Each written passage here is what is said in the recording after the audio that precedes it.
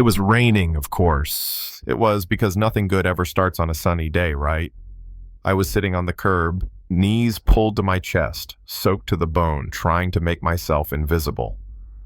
My stomach was hollow, my fingers numb, and all I had left in this world was a duffel bag with 2 shirts and a photo of me and my mom from back when things still made sense. Back when I had a job, a purpose, a home. Funny how fast life can rip it all away. I'd been a nurse, new grad, full of fire and compassion. Then my mom got sick. Cancer doesn't care how many hours you work or how good your heart is. I took extra shifts, skipped meals, pawned my stuff, then my car. Still wasn't enough. When the insurance cut off, so did the world. I couldn't save her, or myself, and that night I was just tired. Tired of trying, tired of hoping. I didn't even notice the little girl at first. Just heard a tiny voice say, "Daddy, she looks cold." Then a calm, deep voice answered, "Let's see if she's okay." I thought, great. Another pity dollar and a look of disgust. But he didn't offer money. He crouched down and asked, "Are you all right, miss?" I looked up, and for the first time in weeks, someone wasn't looking. Through me. His coat probably cost more than my whole life, but it was his eyes that stuck. They were kind, not soft, not sorry. Kind. No, I said, surprised at my own honesty. I'm not. He didn't flinch, just nodded slowly. Then his daughter stepped forward. Sweet curls, big eyes. She smiled at me like I was a Disney princess lost in the wrong movie. Whispered something to her dad and he chuckled. Then he looked me dead in the eye and said, "You need a home, and I need a mother for my daughter."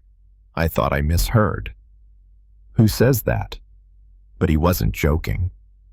He explained his daughter's mom had left when she was a baby. He'd done his best, but something was missing. "She needs more than I can give," he said. "And I saw the way she looked at you. I should have run. Who offers a stranger a home, let alone a child?"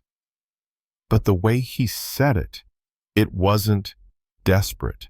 It wasn't charity. It was real. Like he meant it. He reached out a hand. I took it. Next thing I knew, I was sitting in the back seat of a black SUV, wet, shivering, surrounded by leather and warmth and the faint scent of something expensive I couldn't name. The little girl, her name was Layla, kept glancing back at me, grinning. "You look like Cinderella," she said. Her dad, Jack Monroe, just gave me this calm look in the mirror. "You okay?" he asked. I nodded, but I wasn't. Not yet. His house. More like a mansion out of a lifestyle magazine. But it wasn't the size that got me. It was the silence. It was too quiet, like nobody laughed there. He showed me to the guest suite, bigger than any place I'd ever rented. Soft sheets, hot water. I stood under that shower for 20 minutes crying like a fool. But for the first time, they weren't tears of despair, just release. We talked later that night. He made it clear this wasn't some fairy tale, no strings, no pressure, just one request. Love her like your own. That's all I ask. He even had his lawyers draft a simple agreement. It wasn't a contract, it was a promise. You can leave anytime, he said, but if you stay, you'll have everything you need. I stayed. At first, I felt like a guest, polite, careful, like I was walking on glass floors and borrowed shoes. But Layla, she didn't let me stay distant for long.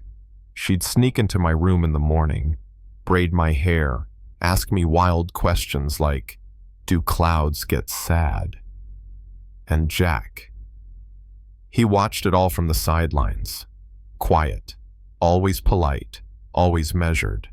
Until one night, I got sick. Fever hit me like a truck.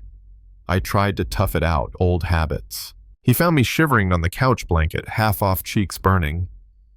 "You're burning up," he said, already checking my forehead.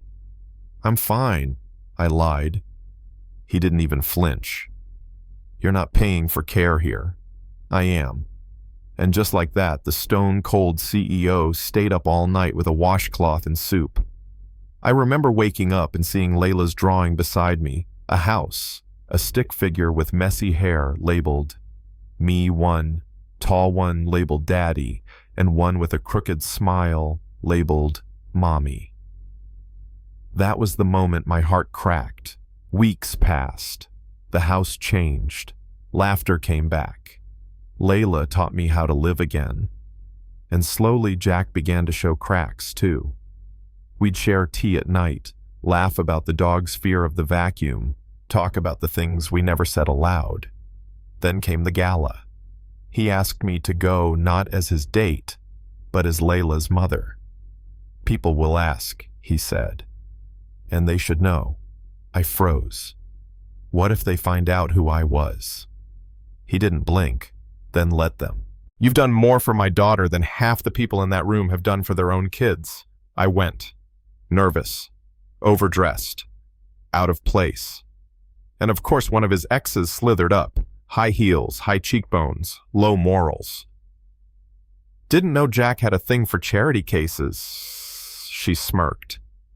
Before I could react, Jack stepped in. "She's Layla's mother," he said. "Watch your mouth." I should have felt weak. Instead, I felt seen. That night on the porch, I turned to him and said, "This started as a deal, but something's changed, hasn't it?" He just nodded. From there, it was slow, careful, real. He never rushed me, never made me feel like I owed him anything. But one night, I found him in the kitchen rolling up his sleeves, washing dishes in his button-down shirt. Layla was sitting on the counter, licking frosting from a bowl, giggling like the world was perfect. He passed me a plate.